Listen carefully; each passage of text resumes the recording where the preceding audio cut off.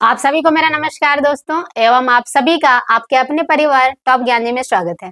आइए आज हम सभी फिर से एक वोकैब की क्लास करते हैं। यानी हम लोगों ने लगभग अभी तक 4 क्लास हम लोगों ने कर लिया है। 2 क्लासेज आपकी हुई है सिनोनिम का, 2 क्लासेज आपके पास होंगी एंटोनिम का और ये क्लासेज है आपके लिए वन वर्ड सब्स्टिट्यूशन का, यानी अनेक शब्दों के लिए एक शब्द। ओके, तो हम लोग देखते हैं ध्यान से और करते हैं बहुत ही ध्यान से चीजों को, और सारी चीजों को आप अपनी कॉपी में नोट डाउन करेंगे बिकॉज ये सारे क्वेश्चंस आपके एग्जामिनेशन में पीवाईक्यू में आए हुए हैं। ये कोई फालतू क्वेश्चंस नहीं है। Okay, you can check it also. तो आइए देखते हैं, हम लोग ध्यान से पढ़ते हैं क्या लिखा हुआ है। देखिए हमारे पास एक क्वेश्चन, पहला क्वेश्चन है, कह रहा है अ कंप्यूटर एरर, यानी जब भी हम लोग कंप्यूटर चलाते हैं उसमें कोई भी एरर आ जाता है तो हम लोग उसे क्या कहते हैं? तो हम लोग उसे कहते हैं बग, यानी कोई भी एरर आ जाता है उसे हम लोग बग कहते हैं। ओके, आगे देखते हैं। यानी हमारा पढ़ाने का यही तरीका है कि हम लोग जो भी ऑप्शंस रहते हैं उसे भी बहुत अच्छे से तरीके से क्लियर करते हैं, यानी सारी चीजों के बारे में आपको बताया जाएगा। तो देखिए हम लोग यानी जो 4 ऑप्शंस आपके पास दिए हैं चारों को देखेंगे ध्यान से। पहले आप इसे देखिए, अस्मग मीन्स होता क्या है? तो अस्मग मीन्स होता है सेल्फ सेटिस्फाइड। जब आप खुद से संतुष्ट हो, जैसे आपने बहुत अच्छा काम किया हो तो आप खुद से सेटिस्फाइड है या आप संतुष्ट हैं तो उसे कहते हैं क्या? Smug. Okay, it's called satisfied, self satisfied. Next word is for you, next word है आपके लिए क्या है? स्नग। तो स्नग मीन्स क्या होता है? स्नग है आपके लिए नेक्स्ट। फिर हम लोग देखेंगे कि रग है, तो रग मीन्स होता है कि कालीन, जो नीचे फ्लोर में बिछाया जाता है उसे हम लोग कालीन कहते हैं। ठीक है, तो हम लोग कह सकते हैं पीस ऑफ क्लॉथ या पीस ऑफ मैट हम लोग बोल सकते हैं। ठीक है, अ पीस ऑफ मैट यानी एक चटाई के जैसा होता है जो हम लोग जमीन में यानी फ्लोर में हम लोग बिछाते हैं। राइट, चटाई के जैसा होता है उसे हम लोग रग कहते हैं। ओके, आगे क्या है? अस्मग। अस्मग मीन्स आप सेल्फ सेटिस्फाइड हो उसे कहते हैं अस्मग। आगे आते हैं, देखिए ध्यान से। आगे हमारे पास है अनेबल टू बी हियर्ड, यानी जैसे हमने अगर अभी पूछा कि am I audible to you, यानी क्या आप मुझे सुन पा रहे हो, तो जिसे हम लोग नहीं सुन सकते, अनेबल यानी अनेबल यानी अयोग्य हम लोग इसका मतलब बोलते हैं। लेकिन अनेबल टू बी हियर्ड यानी ऐसा चीज जिसे हम लोग नहीं सुन पा रहे हैं तो उसे हम लोग कहते हैं इनऑडिबल, और ये बहुत ही कॉमन है। यानी आप अपने कॉमन सेंस का यूज करेंगे तो आप बहुत ही अच्छे तरीके से इसका आंसर कर सकते हैं। ठीक है, देखिए ध्यान से।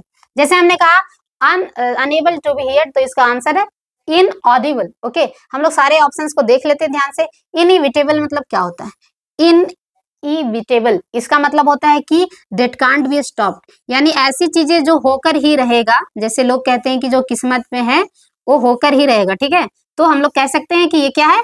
Inevitable, inevitable. Okay, so that can't be stopped, we can write here that can't be stopped, जिसे हम लोग रोक नहीं सकते हैं। अनएवॉइडेड है, जिससे आप बच नहीं सकते हैं। ओके, हम लोग इसके लिए एक और वर्ड लिख सकते हैं अनएवॉइडेड। क्या लिख सकते हैं? अनएवॉइडेड, आप इससे बच नहीं सकते हैं, जो होना है वो होगा। तो इसे हम लोग कहते हैं इनइविटेबल। ओके, आगे देखेंगे इनविंसिबल, तो इसे हम लोग ये कहते हैं कि जिसे आप जीत ना सको, यानी अजय है ये। आप इसे कह सकते हैं कि दैट कांट बी गेन, आप इसे कह सकते हैं। आगे देखिए इनक्रेडिबल, तो इनक्रेडिबल मतलब होता है अविश्वसनीय, जिस पर आप बिलीव ना कर पाओ। ठीक है, डेट कांट बी बिलीव्ड, तो हम लोग कहेंगे इनक्रेडिबल मीन्स क्या होता है? That can't be believed. हम लोग क्या कहेंगे? डेट कांट बी बिलीव्ड, जिस पर आप भरोसा ना कर सको, इसे हम लोग कहते हैं इनक्रेडिबल है हमारे लिए। ठीक है, डेट कांट बी बिलीव्ड यानी आप जिस पे भरोसा या विश्वास ना कर सको, दिस इज कॉल्ड अनबिलीव्ड। ओके, आगे देखते हैं हम लोग ध्यान से क्वेश्चन को। देखिए ये क्वेश्चंस कौन कौन से एग्जामिनेशन में है, ध्यान से पढ़ते जाइए आराम से। ठीक है, बैठ के देखिए। हैविंग कंप्लीट पावर, यानी जिनके पास कंप्लीट पावर हो, तो ऐसे कौन है? ईश्वर है हमारे, तो उन्हें हम लोग क्या कहते हैं? ओमनी पोटेंट, यानी जिनके पास कंप्लीट पावर है उन्हें बोलते हैं ओमनी पोटेंट। ओके, तो जिनके पास कंप्लीट पावर होता है उन्हें हम लोग बोलते हैं ओमनी पोटेंट। ओके, हम लोग क्या बोलते हैं? Omni potent. तो अगर सबको हम लोग देखें तो ओमनी प्रेजेंट मीन्स क्या होता है? जो हर जगह मौजूद हो, प्रेजेंट एवरीवेयर, इसको हम लोग क्या कहते हैं? who is present everywhere, who is present at everywhere, उसे हम लोग कहेंगे ओमनी प्रेजेंट। ओके, हम लोग लिखेंगे यहाँ पे एवरीवेयर, ये एवरीवेयर। आगे देखेंगे आपके पास वर्ड है ओमनीवोरस, यानी कुछ लोग पढ़ते हैं ओमनीवोर्स। ठीक है, तो आपको जैसे पढ़ना है वैसे पढ़िए, बट सेंस को समझिए। क्या लिखा हुआ है? ओमनीवोर्स। तो ये क्या कहता है?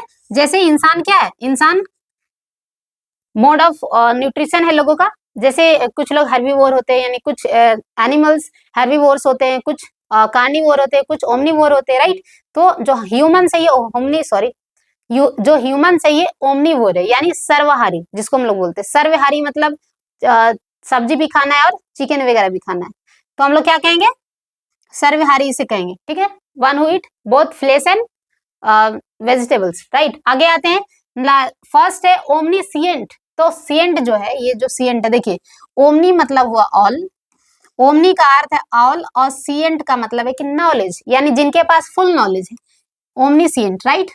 तो हम लोग ये सिएंट से हम लोग याद रखेंगे नॉलेज, यानी जो ओमनीसिएंट है, जिसको सब पता है, हर एक राज इनको पता हो, उसे कहते हैं ओमनीसिएंट, राइट। आगे देखिए, आगे क्वेश्चन को ध्यान से एकदम बेहतरीन तरीके से देखिए क्या है। क्वेश्चन कह रहा है the production of silk and the rearing of silkworm for this purpose. तो आपको सिर्फ ये ध्यान देना है कि द प्रोडक्शन ऑफ सिल्क और रियरिंग ऑफ सिल्क को कहते क्या है। जो सिल्कवॉर्म जो कीड़ा होता है उसको ये उससे हम लोग क्या करते हैं, सिल्क वो वहीं से हम लोग प्राप्त करते हैं। तो कहा जा रहा है कि द रियरिंग ऑफ सिल्कवॉर्म को कहते क्या है, क्या कहते हैं इस प्रोसेस को, तो हम लोग कहते हैं इसे सेरिकल्चर। ये तो 6th क्लास में हम लोगों ने पढ़ा था, साइंस में दिया हुआ है, ठीक है। तो देखिए यहाँ पीसीकल्चर क्या होता है, पीसीकल्चर मतलब farming of fish, what, farming of fish. ये सारे क्वेश्चंस आते हैं, देख सकते हैं आप किसके किसके क्वेश्चन, यानी कौन कौन से एग्जामिनेशन में आए। Okay, farming of fish, this is called farming of fish, is called pisciculture. क्या होता है, पीसीकल्चर, डन। आगे देखेंगे आप हॉर्टिकल्चर। तो हॉर्टिकल्चर क्या है, आगे है विटिकल्चर। तो विटिकल्चर क्या है, विटिकल्चर मतलब ग्रेप्स, यानी फार्मिंग ऑफ ग्रेप्स। हॉर्टिकल्चर में वही फ्रूट्स वगैरह आते हैं। आगे देखिए, आगे क्वेश्चन को देखेंगे आप, क्या लिखा हुआ है, a person who is trained to travel in space. ऐसे पर्सन जिनको ट्रेंड किया गया है तो स्पेस में या अंतरिक्ष में चल पाए, तो इसे हम लोग क्या कहते हैं, एस्ट्रोनॉट। क्या कहेंगे इसे, एस्ट्रोनॉट। अगर पायलट की बात करें तो ये पायलट क्या है, जो एरोप्लेन चलाता है, बहुत ही कॉमन है। आगे आते हैं, आगे दिया हुआ है एस्ट्रोनॉमर। तो ये एस्ट्रोनॉमर क्या है, एस्ट्रोनॉमर क्या है, जो खगोलीय पिंड के बारे में पढ़ाई करते हैं, ठीक है। One who studies the heavenly bodies, study about the heavenly bodies. तो आप कह सकते हैं इसको खगोल शास्त्री, ठीक है। ये अपने आप में क्या है, खगोल शास्त्री। अब फर्स्ट ऑप्शन को ध्यान से देखेंगे, ये रेड कलर में हो गया, तो आपको ये नजर नहीं आ रहा होगा, देखेंगे एस्ट्रोलॉजर। तो एस्ट्रोलॉजर क्या होता है, बहुत सारे अभी एस्ट्रोलॉजर है जो आपको कुंडली बताएंगे कि आपकी शादी कब होगी, आपकी नौकरी होगी भी या नहीं होगी, ठीक है। तो ऐसे लोग को क्या बोलते हैं, ज्योतिष, यानी इन लोग ज्योतिषी पढ़े हुए रहते हैं, तो इन्हें आप ज्योतिषी कह सकते हैं, राइट। आगे बढ़ते हैं हम लोग, आगे क्वेश्चन को देखते हैं ध्यान से, क्या कह रहा है, one who can use both hands with is, यानी बहुत ही आसानी से जो दोनों हाथों से खा सकता है, दोनों हाथों से काम कर सकता है, ऐसे लोगों को हम लोग क्या कहते हैं, ऐसे लोग रेयर ही होते होंगे इस धरती पे, तो ऐसे लोगों को कहते क्या है, इसको देखिए, इस ऐसे लोगों को कहते हैं एम्बीडेक्स्ट्रस। क्या कहते हैं, एम्बीडेक्स्ट्रस, यानी ये डेक्स्ट्रस का मतलब ही होता है ऐसे लोग जो निपुण है, और एम्बी का मतलब ही होता है दोनों में, जैसे हम लोग बोलते हैं एम्फीबियन, हम लोग पढ़े हैं। तो ये जो एम आता है ये हमेशा दो चीजों को बताने के लिए किया जाता है। आगे देखिए लिखा हुआ है एम्बीवैलेंट, नेक्स्ट है एम्बिगियस और नेक्स्ट है एम्बीवर्ट। तो हम लोग सारी चीजों को समझेंगे। जैसे ये दिया एम्बिगियस, तो एम्बिगियस मतलब कि समथिंग कंफ्यूजिंग, जिसे आप समझ नहीं सक रहे हो, ठीक है। नॉट क्लियर, यानी जो चीजें लिखी हुई ज्यादा क्लियर नहीं लिखा हुआ है, तो आप कहीं ना कहीं कंफ्यूज हो रहे हो, मिक्स किया हुआ है एकदम पूरा, ठीक है। तो आप उसे कहेंगे नॉट क्लियर, तो इसे हम लोग कहते हैं एम्बिगियस। जो चीजें हैं ये अपने आप में एम्बिगियस है, राइट, इसको हम लोग कहेंगे एम्बिगियस। आगे आइए, आगे एम्बीवर्ट। तो देखिए ये जो वर्ट वर्ड कहाँ से आया, कुछ लोग इंट्रोवर्ट होते हैं, कुछ लोग एक्सट्रोवर्ट होते हैं। इंट्रो मतलब जो एकदम संकुचित रहे, एकदम रिक्लूज रहे, किसी से कोई बात नहीं करना, कहीं भी जाओ आराम से शांत खड़े रहो। और कुछ लोग हमेशा बक एकदम चैटर बॉक्स की तरह करते रहते हैं, बात ना भी हो तो बीच में बोलने लगते हैं। तो ऐसे लोग होते हैं एक्सट्रोवर्ट, और एक होते हैं इंट्रोवर्ट। इंट्रोवर्ट मतलब जो अपने आप में रहते हैं, यानी उनके साथ क्या बात है नहीं, अपने आप मुंह बनाए खड़े रहेंगे। और एक होते हैं थोड़े ज्यादा जोवियल मूड में रहने वाले, जो हमेशा जहाँ पे उनका काम भी न रहे वहां पे हमेशा बोलने लगना है, ठीक है। तो ऐसे लोग, कुछ ऐसे लोग भी होते हैं जिनमें दोनों गुण हो, यानी वो कहीं कहीं जगह पर बहुत ज्यादा बोलते भी है, और कहीं कहीं जहां उनका काम ना होता तो नहीं बोलते, एकदम शांत रहते हैं। तो ऐसे लोगों को हम कहते हैं एम्बीवर्ट, ठीक है। तो हम लोग ये कहेंगे कि इंट्रो एंड एक्सट्रोवर्ट जो लोग होते हैं, हम लोग लिख सकते हैं इंट्रोवर्ट एंड ऑल्सो एक्सट्रोवर्ट। ऐसे लोग जो इंट्रो और एक्सट्रोवर्ट दोनों होते हैं। चीजें आपको समझ में आ रही है कि इंट्रो और एक्सट्रो मतलब होता क्या है, डन। आगे देखिए, चीजों को ध्यान से देखेंगे क्या लिखा हुआ है। आगे हमारे पास एम्बिगियस हमने देख लिया कि नॉट क्लियर। आगे हम लोग देखते हैं एम्बीवेलेंट। तो ऐसे लोग जिनमें दो तरह का फीलिंग हो, यानी बहुत ज्यादा खुश हो या बहुत ज्यादा उदास हो, तो हम लोग उसके लिए एम्बिवेलेंट यूज करते हैं। आगे आइए, आगे देखेंगे क्वेश्चन को ध्यान से, क्या लिखा हुआ है हमारे पास। अ पीरियड ऑफ 10 ईयर्स, यानी 10 सालों के काल को हम लोग कहते क्या है। ठीक है, तो पहले हम लोग सारे एग्जाम्पल्स को देख लेते हैं, यानी और ऑप्शंस को देख लेते हैं। ये मिलियंस है, ये मिलेनियम लिखा हुआ है, तो हम लोग क्या कहेंगे, 1000 ईयर्स को हम लोग क्या बोलते हैं, मिलेनियम, यही बोलते हैं 1000 ईयर्स को। आगे आइए, यदि हम लोग डिकेड की बात करें तो डिकेड हमेशा अ पीरियड ऑफ 10 ईयर्स को ही हम लोग डिकेड बोलते हैं, तो ये आंसर होगा। यदि लस्ट्रम की बात करें तो क्या कहेंगे, लस्ट्रम बहुत सारे लोगों को नहीं पता होता है, तो क्या कहेंगे, period of 5 years. What we can say, period of 5 years is called lustrum. ठीक है, period of 5 years, what we can write, period of 5 years. Done. सबसे पहले वाले को देखेंगे, सेंचुरी क्या है, तो सेंचुरी हमेशा 100 सालों के लिए हम लोग शताब्दी बोलते हैं। आगे आइए, ये सारे वर्ड्स आपको पते ही होंगे। आगे देखिए ध्यान से क्या लिखा हुआ है, a large bedroom for a number of people in A school और इंस्टीट्यूशन, यानी जितने सारे स्कूल होते हैं, इंस्टीट्यूशन होते हैं, जैसे आपको बहुत सारे क्रिश्चियन के इंस्टीट्यूशन मिलेंगे, तो वहां पे क्या होता है, लोगों को बैठने के लिए, यानी जो लोग आ जा रहे हैं, यानी विजिट करने के लिए, स्कूल विजिट करने के लिए आ रहे हैं, उनके लिए एक रूम होता है, यानी वहां पे आराम कर सकते हैं, बैठ सकते हैं। आराम क्या, वहां पे बैठ सकते हैं कुछ देरी के लिए, वेट करने के लिए, तो उसे हम लोग क्या कहते हैं, डॉर्मेट्री। क्या कहते हैं, डॉर्मेट्री कहते हैं। ओके, तो हम लोग सारी चीजों को समझ लेते हैं। रिफ्यूजी क्या होता है, रिफ्यूजी क्या होता है, रिफ्यूजी मतलब जब भी बाहर से लोग, जैसे हमारा देश जो भारत है, ये शरणार्थी देश कहा जाता है, यानी जो भी कहीं से भाग के आए तो हमारे देश में रह सकता है, तो रिफ्यूजी कहते हैं, यानी जो दूसरे जगह से हमारे देश में आके रह रहे हैं, कोई रीजन से या शौक से। ठीक है, आगे हम लोग देखते हैं ऑब्जर्वेटरी मतलब क्या होता है, तो जहां से तारे को, यानी the place to observe the stars. ठीक है, टू ऑब्जर्व द स्टार्स, ऐसे प्लेस को हम लोग बोलते हैं ऑब्जर्वेटरी। ठीक है, to observe the stars. Done, ये है इसका डेफिनेशन।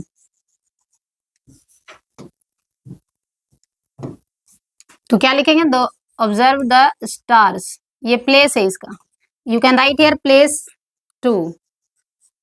चीजें समझ में आ रही है। आगे देखेंगे क्लॉक रूम, तो क्लॉक रूम हमेशा एक एयरपोर्ट पे भी होता है, या कहीं भी बस स्टेशन में होता है, जहां पे आप लगेज बैगेज अपना रखते हो। ठीक है, तो प्लेस फॉर कीपिंग लगेज, या लगेज खाली लिख सकते हैं आप। ठीक है, कीपिंग लगेज। डन, सामान आप अपना रख सकते हैं। आगे आते हैं, नेक्स्ट क्वेश्चन को देखते हैं। This is second last question. A disease that is found in a particular place and is difficult to get rid of, यानी ऐसा बीमारी जो एक पार्टिकुलर स्थान पे हो रहा हो और उससे छुटकारा पाना डिफिकल्ट हो। तो देखिए क्वेश्चंस कौन कौन से एग्जामिनेशन में है, ऐसे सीजीएल में आया 2021 में, सीजीएल में भी आया, सीएचएसएल में भी आया।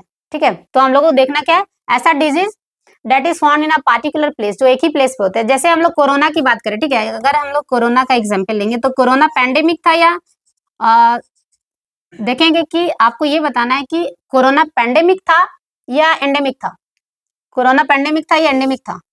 तो आप कहेंगे कि कोरोना पैंडेमिक था अपने आप में, क्योंकि पैंडेमिक उसे बोलते हैं, क्योंकि पैंडेमिक मतलब, पैन मतलब ही होता है कि ऑल ओवर, यानी सारे एरिया में, पैन मतलब ऑल होता है, ये अपने आप में एक रूट वर्ड है जिसका मतलब ही होता है कि पैन मीन्स ऑल। ओके, तो आप यहाँ लिख सकते हैं कि pan means all, pan means all, और ये डेमिक है, तो आप कहेंगे कि पूरे ऑल एरिया में, ऑल ओवर द वर्ल्ड में ये फैला हुआ था मेनली, तो आप इसे कहेंगे कि कोरोना एक पैंडेमिक था। लेकिन हम लोग से पूछा गया कि एंडेमिक क्या होता है। ठीक है, तो एंडेमिक यही होता है जो क्वेश्चन हमारे से पूछा गया, यानी मान लीजिए कि ये आपका शहर है और यहीं पे, यानी खास इसी शहर में ये फैला हुआ, तो आप इसे कह सकते हैं कि एंडेमिक है। राइट, आगे एक और दो एग्जाम्पल को हम लोग ध्यान से देख लेते हैं कि क्या कह रहा है। जैसे हमारे पास है कॉन्टेगियस, तो कॉन्टेगियस मतलब होता है communicable disease.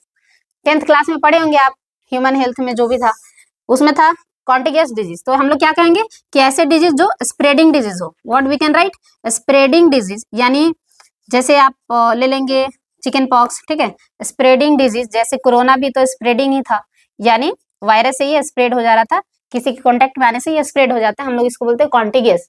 That is very common to spread from one person to another person. ठीक है, बहुत ही कॉमन है कि ये ट्रांसफर हो जाता है। बात करते हैं क्रोनिक का, तो क्रोनिक क्या होता है, तो क्रोनिक होता है कि ऐसा डिजीज जो बहुत लंबे समय तक चले, हम लोग क्या कहेंगे, ऐसा डिजीज जो लंबे समय तक चले उसे हम लोग कहेंगे क्रोनिक। व्हाट, हम लोग इसे बोलेंगे क्रोनिक, यानी लॉन्ग लास्टिंग है, यानी बहुत लंबे समय तक ये चला है, तो हम लोग कहेंगे कि ये अपने आप में क्रोनिक डिजीज है, राइट। ये सारी चीजों को आप अपने कॉपी में लिखेंगे तो ही कोई काम का होगा ये। आगे देखिए, ये लास्ट क्वेश्चन है हमारा, क्या कह रहा है, अ कलेक्शन ऑफ बीज, यानी बीज के समूह को क्या कहते हैं, स्वार्म, बहुत ही कॉमन है। अगर ट्रुप की बात करें तो किसे कहेंगे, group of dancers. Group of dancers को हम लोग ट्रूप कहते हैं, ठीक है। एक और ट्रूप होता है, ये हम लोग कल चर्चा करेंगे। ये है ग्रुप ऑफ डांसर्स, यानी एक और ट्रूप होता है, ट्रूप ऑफ बंदर, मंकी, ओके। हम लोग लिख सकते हैं ग्रुप ऑफ डांसर्स। आगे देखेंगे सोल क्या होता है, तो सोल जब मछली ऐसे ऐसे ऐसे ऐसे पानी में चलती है तो उसको कहते हैं सोल, ठीक है। ग्रुप ऑफ सोल, यानी sorry, group of fishes, group of fishes, okay. You can write here group of fish, fish ही लिखेंगे क्योंकि फिश का। आगे देखेंगे फ्लीट, तो फ्लीट क्या होता है, ग्रुप ऑफ शिप, यानी जहाज जब पानी में चलता है तो उसको कहते हैं फ्लीट, यानी बहुत सारे अगर जहाज चल रहे हो तो आप उसे कहेंगे कि फ्लीट है, okay. Group of ships, done. ये थे आपके 10 वन वर्ड सब्स्टिट्यूशन, और इसके आगे हम लोग और भी इसके करेंगे, यानी ये मेरा मकसद है कि आप इसे बहुत ज्यादा बर्डन लेके मत करो, आप इसे लाइटली करो, यानी आप 10-15 मिनट दीजिए और इसको आराम से धीरे धीरे कंप्लीट कीजिए, ठीक है। तो आपसे क्वेश्चंस भी बनेंगे। तो आज के लिए शुक्रिया, हम लोग कल फिर से लेके आएंगे वन वर्ड सब्स्टिट्यूशन का ही और कुछ क्वेश्चंस, ठीक है। धन्यवाद।